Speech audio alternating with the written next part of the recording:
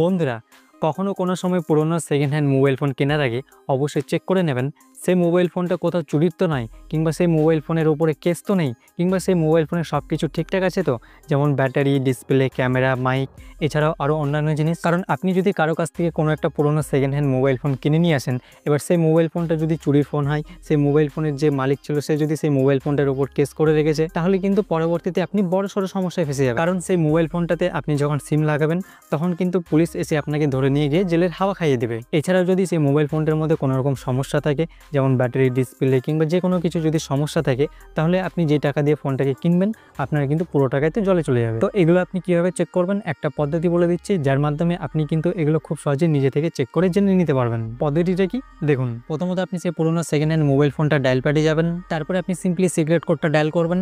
সেই মোবাইল ফোনের IMEI নাম্বারগুলো আপনার সামনে এখানে চলে আসবে। এবার যে কোনো একটা IMEI নাম্বার আপনি কোথাও নোট করে নেবেন কিংবা কপি করে নেবেন। এরপর আপনি আপনার আলাদা কোনো একটা ফোনের ব্রাউজার ওপেন করবেন। এখানে সিম্পলি গুগলে ক্লিক করে লিখে সার্চ করবেন IMEI ভেরিফিকেশন।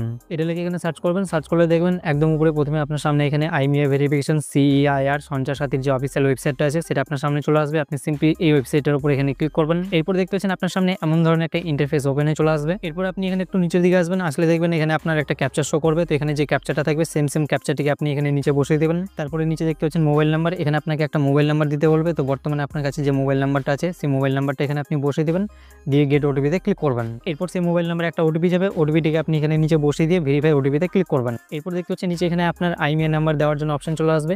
এবার সেই মোবাইল ফোনের যে IMEI নাম্বারটা আপনি কপি করে রাখলেন কিংবা নোট করে রাখলেন, সেই মোবাইল ফোনের IMEI নাম্বারটিকে আপনি এখানে বসিয়ে দেবেন। বসিয়ে দিয়ে নিচে এখানে দেখতে পাচ্ছেন সাবমিট, এখানে ক্লিক করবেন। এরপর এখানে আপনি নিচের দিকে দেখবেন সেই মোবাইল ফোনের এখানে ডিটেলসগুলো চলে আসবে। এবার আপনি যদি এখানে দেখেন কোনো মোবাইল ফোনের এখানে IMEI স্ট্যাটাসটা ভ্যালিড দেখাচ্ছে, তাহলে আপনি নিশ্চিন্তে থাকুন সেই মোবাইল ফোনটা চুরির না, তার উপরে কোনো কেস নেই। সেই মোবাইল ফোনের যে মালিক সে তার সেই মোবাইল ফোনের উপর কোনো কেস করেনি। কিন্তু এখানে আপনি যদি দেখেন কোনো মোবাইল ফোনের IMEI স্ট্যাটাসটা এখানে ইনভ্যালিড দেখাচ্ছে কিংবা অন্য কিছু লেখা আছে, তাহলে আপনি ভেবে নেবেন সেই মোবাইল ফোনটা চুরির ফোন, সেই মোবাইল ফোনের উপরে কেস আছে, সেই মোবাইল ফোনের যে মালিক সে তার সেই মোবাইল ফোনের উপর কেস করে রেখেছে। প্রথমত এটা আপনি আগে চেক করে নেবেন। এবার এটা চেক করার পর আপনি সেই পুরোনো সেকেন্ড হ্যান্ড মোবাইল ফোনের ডায়াল প্যাডটার মধ্যে যাবেন, যে পুরোনো সেকেন্ড হ্যান্ড মোবাইল ফোনটাকে আপনি কিনছেন। এবার ডায়াল প্যাডে আসার পর এখানে স্ক্রিনের উপরে আপনি বিভিন্ন মোবাইল ফোন কোম্পানির টেস্টিং কোডগুলো দেখতে পাচ্ছেন। এটার আপনি একটা স্ক্রিনশট নিয়ে নেবেন। এবার যে পুরোনো সেকেন্ড হ্যান্ড মোবাইল ফোনটাকে আপনি কিনছেন, সেই পুরোনো সেকেন্ড হ্যান্ড মোবাইল ফোনটা যে কোম্পানির, সেই কোম্পানির এখানে টেস্টিং কোডটা দেখে নিয়ে আপনি সেই মোবাইল ফোনের ডায়াল প্যাডে গিয়ে সিম্পলি সেই টেস্টিং কোডটাকে ডায়াল করবেন। তাহলে কিন্তু সেই মোবাইল ফোনের সব জিনিসগুলো আপনার সামনে এখানে চলে আসবে, যেমন হচ্ছে software version, SIM test, touch panel, colour, receiver, speaker test, তারপর হচ্ছে ব্লুটুথ, ওয়াইফাই, চার্জিং স্টেক, তারপর হচ্ছে সমস্ত রকম সেন্সার, তারপরে GPS, তারপর হচ্ছে ব্যাটারি ক্যাপাসিটি, এছাড়াও আরও অন্যান্য জিনিস।